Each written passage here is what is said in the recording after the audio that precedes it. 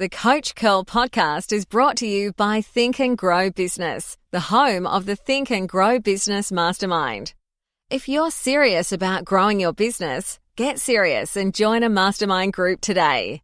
Find out more at thinkandgrowbusiness.com.au. Hey there, it's Tony here, and welcome to episode 94 of the Coach Curl podcast, continuing on our series around the New York Marathon. Today I talk with the amazing, the inspirational Ranger Mel. Yes, I'm talking to a lady called Melissa Urie, Ultraman.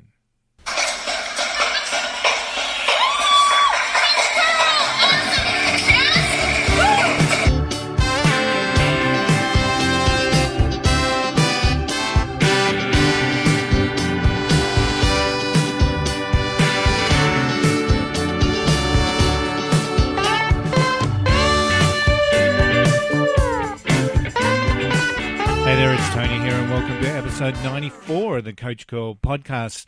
I had the absolute pleasure to meet a lady called Melissa Urie while I was in New York for the marathon, and Melissa is a really inspiring story. She is an amazing lady. She just blew me away, to be honest. I mean, a lot of people work towards running a marathon and setting it as their goal, and as I've talked about before, less than 1% of the human adult population have ever run a marathon. So to run a marathon is an achievement. It's a pinnacle. It's something a lot of people will work towards so that they can run a marathon. But I was absolutely blown away by Melissa because Melissa was excited to be running the New York Marathon, absolutely, and to give it the respect that it absolutely deserves. But she was using it as a lead-in to another race that she was running. Now, the other race that she was running is a race called Ultraman. Now, Ultraman is a race that happens in Hawaii. And to be quite honest, I'm going to mention these things and I'm going to get fearful just for mentioning them, because on day one they do a 10-kilometer swim and a 145-kilometer bike ride. So that's day one. So Ultraman is a three-day event. A 10K swim and a 145-kilometer bike ride. On day two, a 275-kilometer bike ride. And then, if you didn't think it could get any worse than that or any tougher than that, day three they come back and run a double marathon, 84 kilometers. It is truly a test of endurance. And when I first met Melissa Urie, I was amazed at her. So without any further ado, let's go to my conversation, my interview, my wonderful interview that I had with Melissa Urie the day before the New York Marathon.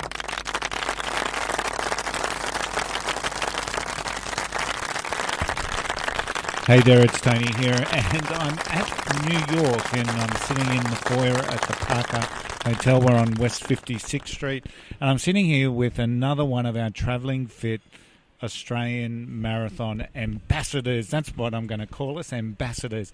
Melissa Urie, welcome to the podcast, Melissa. Thanks. Thank you. Nice to be here. Now, Melissa, your story's a little bit different, I guess, because you're actually pretty good at this stuff. Yeah, pretty good at the long distance stuff, I'd like to say, yes. So, because we were just having a bit of a chat, and Melissa, well, I'll get Melissa to share the story. Why are you doing the New York Marathon? I am doing it because, as I just said before, it's a bucket list race. It's something that I've wanted to do for a while, but it's also a race that I'm using as a lead-in to a triathlon called Ultraman that I'm doing in Hawaii in 3 weeks' time. Okay, did you hear that? The marathon is a lead-in to another race. So someone like myself has been training for 12 months just to be almost ready for this race. And Melissa's using this as a bit of a lead-in to her next race, the Ultraman. Tell me about Ultraman racing. Yes. So, as I said, it's 3 days.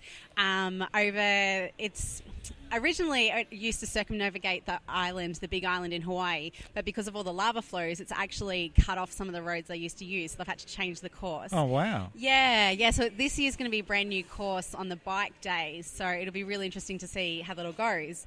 But the first day is a 10-kilometre swim in the ocean, and then a 145-kilometre bike ride. You've got 6 hours to do the swim, 12 hours to do the whole day. Wow. And then the next day you do a 275-kilometre bike ride. Yeah. Again, 12 hours. And then, every day's got a 12-hour cut-off. And then the last day you do a double marathon, so it's 84-kilometre run. Okay. I just got exhausted listening to all of that. So that is just amazing in my eyes. Why? What got you into that? Like, why? Oh, I love that question. So I started doing Ironmans in 2009. I did a couple of half Ironmans, and I was like, this long stuff's amazing. I want to do an Ironman. Had a coach, got me through. And then in 2010, I read a book by a guy called Rich Roll, and he talked about this thing called Ultraman and Epic 5. And I was like, what are they? They sound amazing. Yeah. And, so I did a bit of research on the internet, found out about Ultraman, and I thought, that looks awesome. I want to do that. But because I'd only been in the sport for a couple of years, I thought to myself, all right, I need to take a couple more years before I start training for that. Otherwise, I'm just going to injure myself and not actually be able to get to the start line. So I set the goal for 2014. I found that there was a race in Canada that I could do, and I've always wanted to visit Canada for some reason since I was a young child. So it was perfect. I'm the kind of person that combines races with holidays. That's, if I ever go away without my bike or running shoes, people are like, I'm sorry, what? Are you okay? What's You're on going holidays? on? I'm like, that's not your holiday. So I went to Canada, I went to Penticton, and I did the Ultraman race over there, and it was just amazing. Like, I went to absolute hell and back. It was one of the hardest races I've ever done because of a lot of physical issues that I've had kind of leading up. I had a couple of bike crashes and injuries because of that. Yeah. But then when I got through it, it was just amazing. So, and then I've continued on from there. Melissa, what do you do when you're not like running, biking, cycling? I'm a mental health nurse. You're a mental health nurse. Yes. Okay. Yes. So you'd describe yourself as like an ordinary sort of person, wouldn't you? Absolutely. And obviously doing extraordinary things. So, and that's what I see a lot here at the marathon. There's a lot of what people would call the ordinary person out doing the marathon. The amount of people just running in Central Park at the moment is just incredible, I find. So I guess what I really wanted to help people with this series of interviews is how do people get started on like that? Something like the journey that you're on. So I'm seeing you at this like level of really fit, really healthy, vibrant, bubbly, and really channeling towards some goals. And yet there was a stage there when you started, when you saw this. So what were some of those steps that you followed along that journey to get you started? Yeah, good question. So when I was at high school, I do a little bit of sport every now and again, but not anything seriously. My mum was a swim teacher, so we were thrown in the pool since we were kids. Okay. Always loved swimming, always loved, I'd ride my bike, but I never ran. Yeah. It was never something that was on my radar to do. I just thought that was ridiculous. Why would you run? That's, that's stupid. I've been there as well, can I tell you? I hated running. Yes.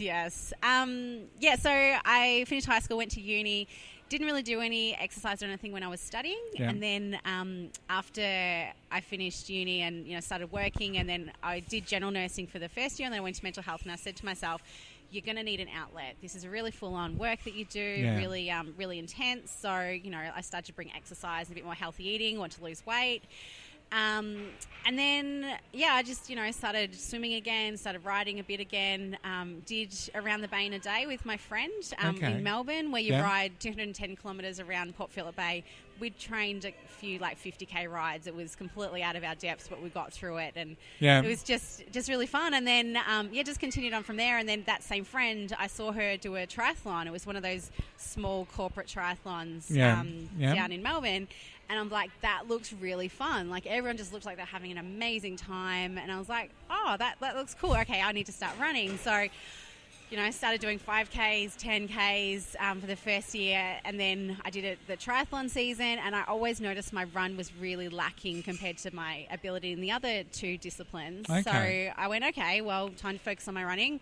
I'll do a half marathon. That'll give me pure focus on running. Yeah. And so I did that, and I crossed the line, and I was like, that was fun. I like this longer stuff. I want to keep doing that. So, just kind of progressed from there. And it sort of becomes addictive, doesn't it? Very much so.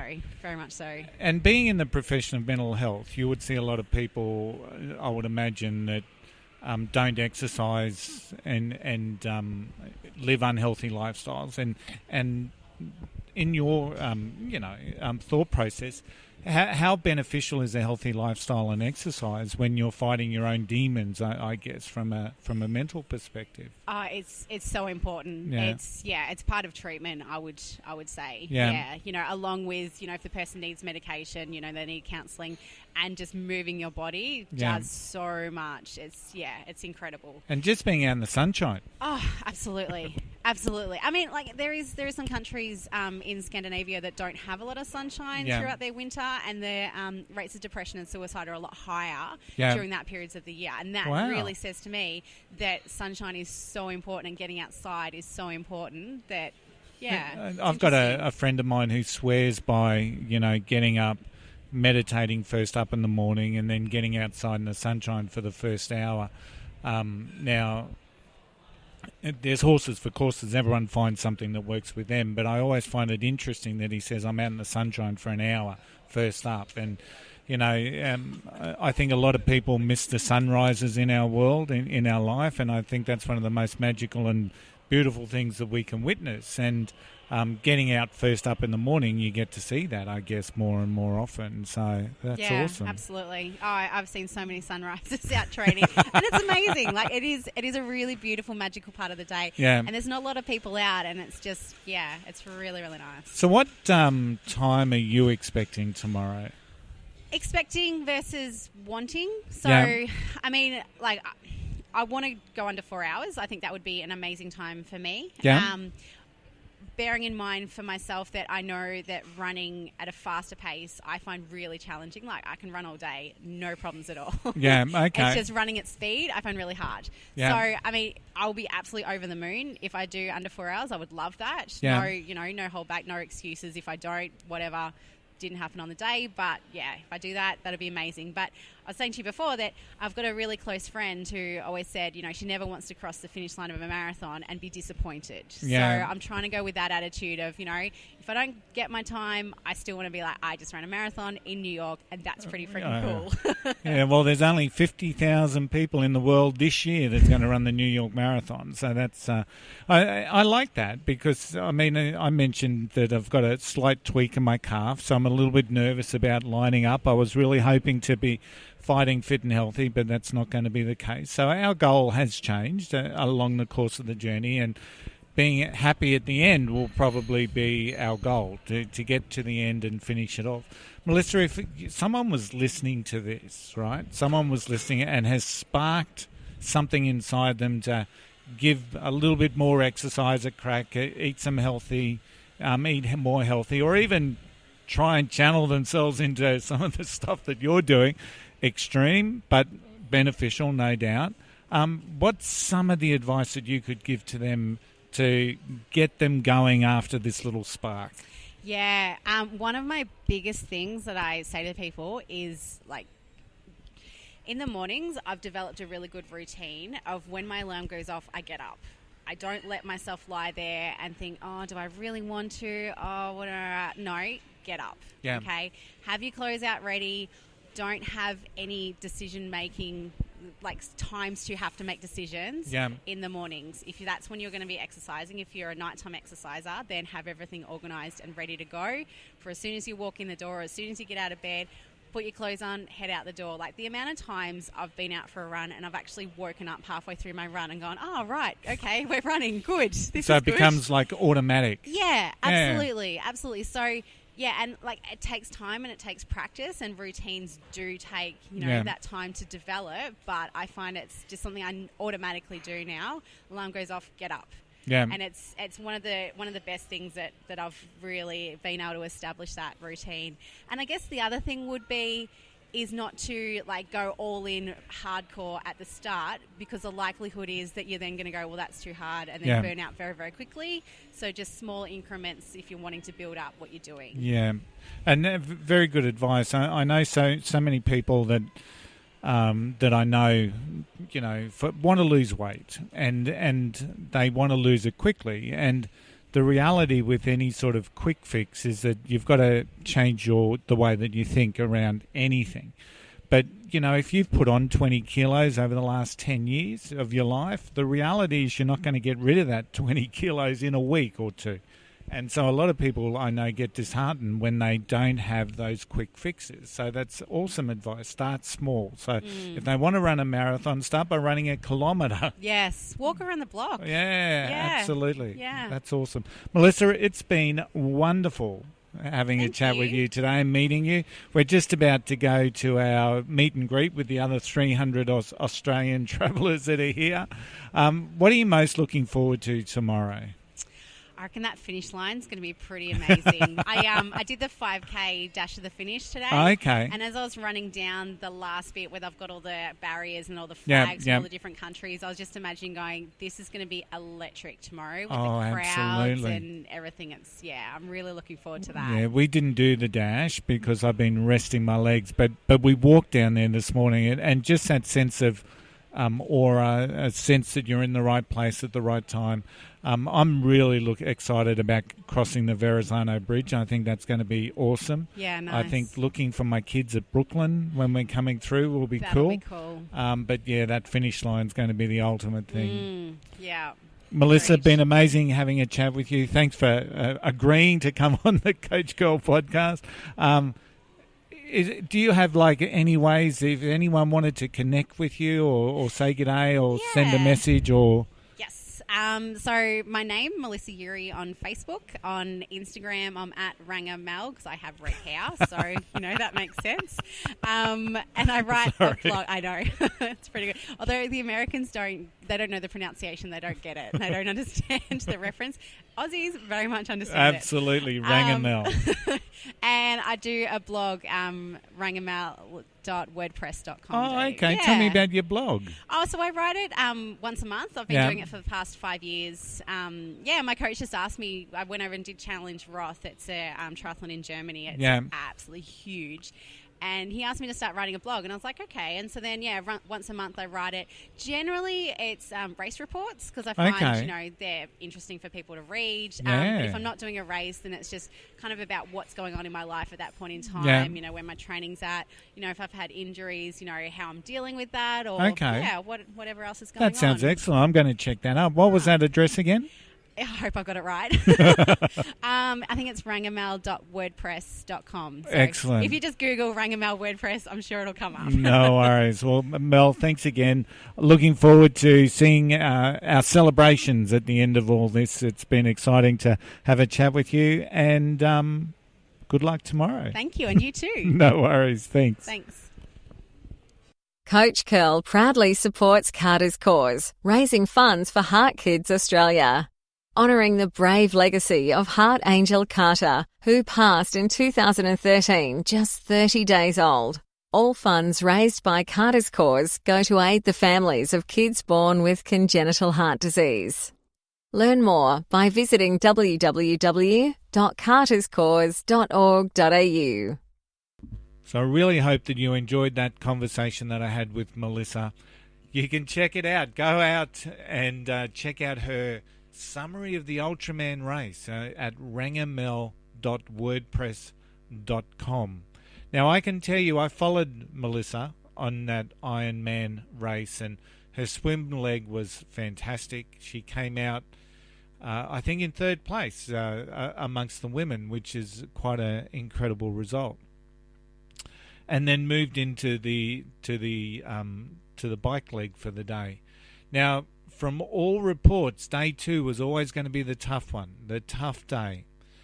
And 275 kilometres, and due to circumstances surrounding, the volcanoes that had spewed out lava in Hawaii, there had been some changes to the bike course, and there was a lot more climbing from what I can ascertain that was than previous races. So unfortunately, Mel missed the cutoff on day 2 by 2.5 kilometres. And when you think about it in the scheme of things, missing the cutoff by 2.5 kilometres,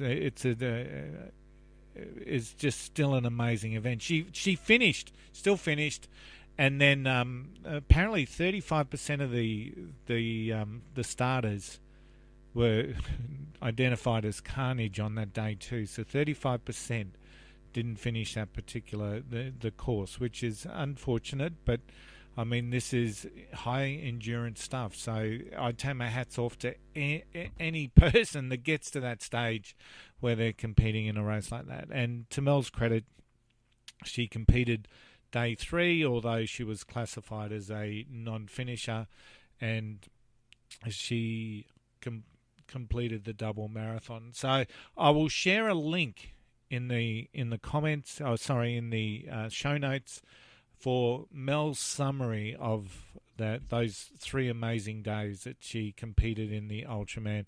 I hope that you've really taken some inspiration from Mel. I'm blown away. I'm blown away that I met someone as inspirational, as with such high standards for herself, where she challenges herself to get better and better each and every day. Hey, as per normal, just a big shout out to my team at Think and Grow Business. Without them, the podcast wouldn't just exist. It's Think and Grow Business. We're strengthening leadership, mindset, and business. Check it out at thinkandgrowbusiness.com. Don't forget, there's a book out there. It's called Seriously Simple Stuff to Get You Unstuck. It's available where all good books are sold online, but it's also available at tonycurl.com.au, my authors page. And don't forget, 20% out of every book that's sold supports the wonderful non-for-profit at Carter's Cause. Then they're helping the team at Heart Kids help support the kids and the families of kids born with congenital heart disease. Next episode, I'm going to be sharing the story about Dan Owen, a Tasmanian marathon runner who came across and raised some amazing amounts of money for charity through the New York Marathon. But until next time, don't forget the golden rule. Just don't be an arsehole. I'll see you later.